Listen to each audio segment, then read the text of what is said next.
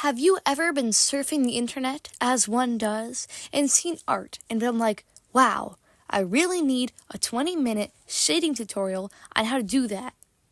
Well, it's your lucky day! In this video, I'll be showing you my process and how I shade characters and little art tips when it comes to color and rendering. Hope you enjoy! Intro noises, because I don't have any noises for the intro. Okay, so before we begin, I think it's good to note that I use Krita. So if you don't use Krita as your drawing software, some of the tools I use may not work, and you may just have different names for the tools. So I'd recommend Google searching if there's any replacements you can use or anything like that. Off we go. For this tutorial, you're only going to need two brushes, and that's going to be a hard textured brush and a soft airbrush. Here's what they look like in Krita. I'm starting out with my line art pretty much already done, and as you can tell, it's not really line art. It's pretty thick and not very refined, but I really like the look of it, and it's actually a lot faster than doing like normal line art. Anyway, once I'm fully satisfied with how it looks, I am going to take that line art layer, make a new one underneath it, and set the line art layer to multiply.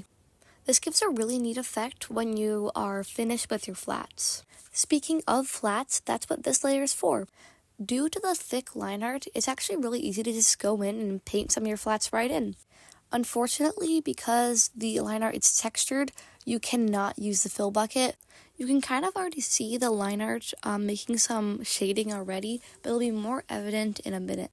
So how did I pick my colors for this piece? Okay, so very, very fast color theory. Colors that are next to each other on the color wheel are called analogous colors, and in almost every situation, they look good together. A lot of my art does not use analogous, but I use it in this tutorial because it's very easy to learn, and again, always looks pretty good. A very helpful tip I learned is to never use pure white or pure black in any of your art. So as you see, this eye color is not white when I drag it out. It's actually this kind of tannish color. This is what white looks next to it, by the way. There are a few reasons why this is very helpful. One is that both pure black and pure white don't have any color to them, so it's kind of harder to like fit in a nice scheme. Also, it makes it harder to shade because you can't add highlights to white and you can't add shadows to black. Next, I'm going to play with the line art to make it fit the drawing better.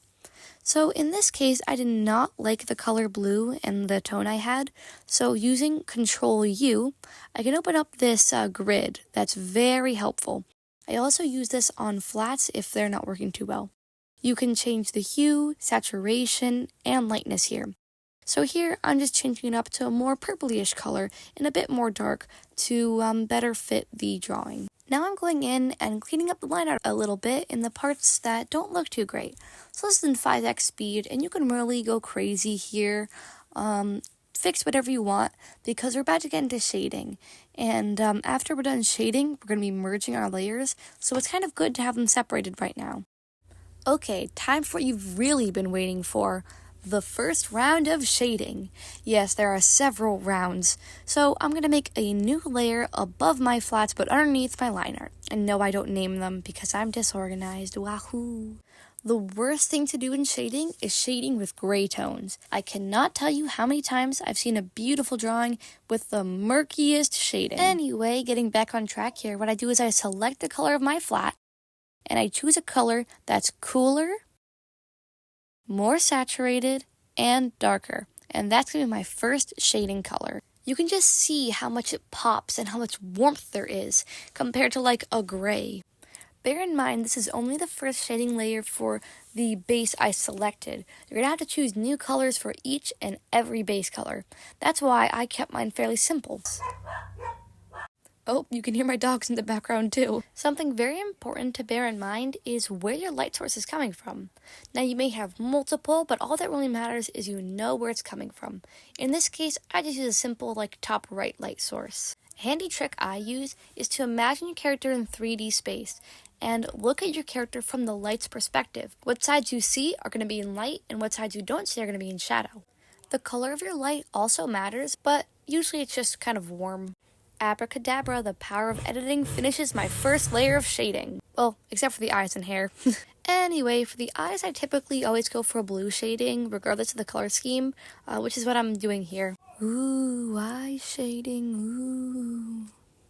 Okay, time for my favorite part, the hair shading. Yay! So because hair is actually kind of transparent because there's so many strands, you're going to take the skin color and you're going to slightly and softly airbrush it near the fringe and basically any part around the face, because that's where your skin shines through a little bit.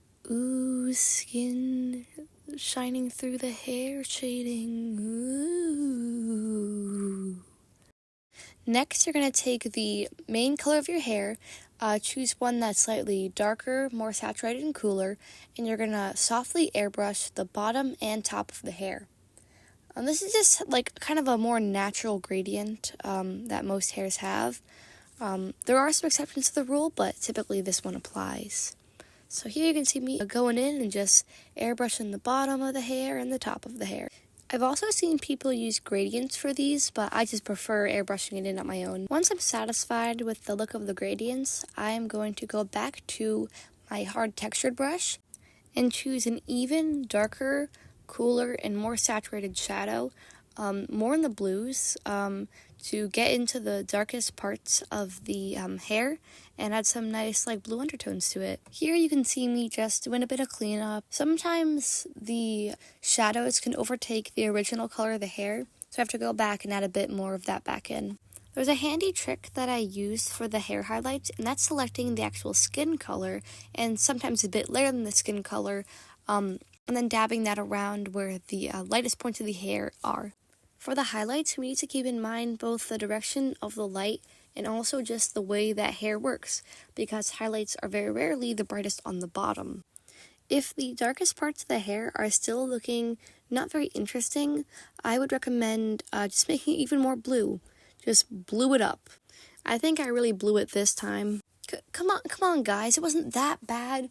Stop, no, it's not, it was just a little joke. Dang it. The next step is pretty easy.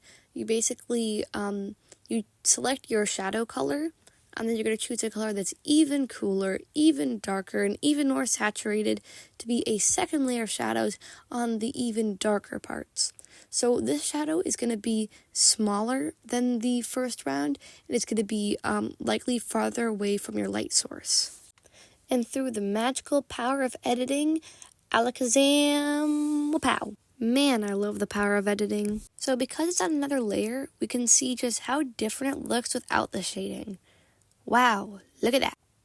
Woo, but you've probably just noticed we're only halfway through the video. Woo. Well, anyway, our next step is to bring a bit more warmth to this girl's face because she's looking kind of gray. So I would recommend doing this on a separate layer and choosing a more reddish and saturated tone for kind of blush. I add this to her cheeks, obviously, and also her fingertips and elbows and knees, although you can't see the knees in this one. She's still not looking very alive, so we're going to take a new layer and set it to overlay. And on this layer, we're going to use pretty much the same warm tone we used for the blush, but maybe slightly lighter. And we're going to use our airbrush and softly add an overlay on top of where the skin is. And because we put it on a separate layer, we can adjust the opacity to get just the amount that we need. For this next step, it's important that you follow along very carefully. You are going to group all of your shading layers into one group, but do not include the line art. And then once it's grouped, you're going to add a new layer on top of all the shading layers in the same group and add a clipping mask to it. Next, you're going to choose a white or light gray color. Click on your fill bucket tool on this clipping layer, and it should look like this with your character all in white and the liner on top. To double check, toggle the visibility of this layer so you know that all the shading is safe underneath. Now you're going to make a new layer on top of this like white flat layer and add a clipping mask to this one. So on this separate layer, you're able to draw right on top of this like white color without like looking at all the shading underneath it. The way a clipping mask works is you can't draw out of these bounds. So as you can see, like my pen is going off, but you can only see the color that's on this spot. So for this step, I usually use a purplish color, but you can really do whatever color you want and alter it later. And here you're going to go in with whatever shading you would imagine just by looking at this line art. And bippity, boppity, editing!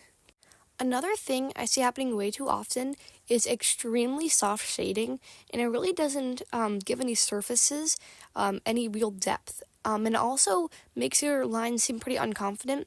So I typically go in with like very hard like cell shading, and then I'll go back and soften the parts that should be softened. But make sure to not soften everything. Okay, once we're all satisfied with how this layer of shading looks, we're going to go to the layer type.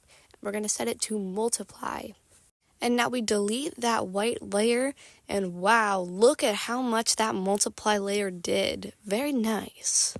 And of course, you can go in, mess around with the opacity, maybe even the color of your multiply layer. You can really do whatever you want because it's on a separate layer. This time you can also choose like a nice background color. It took me a really long time to decide for this one, so I just kind of cut most of it out. But I went with a more contrasting color of blue because I thought it would stand out pretty nice, and I'm a fan of it. Now we're going to do the highlights. So on a new layer, you're going to select the color you want to do a highlight for, and it's going to be lighter, warmer, and less saturated.